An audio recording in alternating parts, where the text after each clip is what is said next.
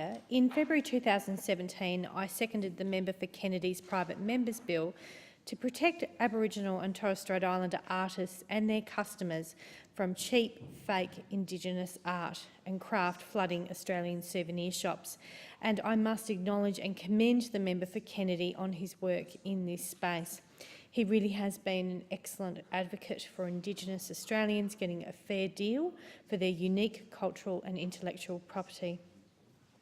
As a result of the member for Kennedy's advocacy, the Standing Committee on Indigenous Affairs has undertaken this fine body of work on inauthentic Indigenous art and its impact. It is widely appreciated by those involved with Aboriginal Torres Strait Islander art that we have a problem with inauthentic Indigenous art in Australia, and we need an urgent solution.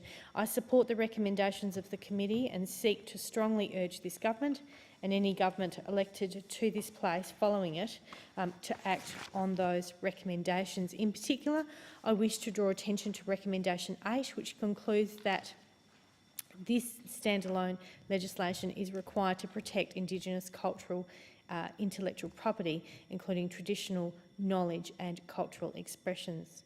Work on this legislation and public consultation is required to start urgently, as cheap, fake import should not be allowed to continue to undermine the livelihoods of our Indigenous artists. In closing, I thank the committee and its secretariat for their work. I thank the member for Kennedy for his advocacy, and I urge the government to act upon the report and its recommendations, and I especially urge them to urgently introduce the legislation necessary to protect our Aboriginal and Torres Strait artists from cheap, fake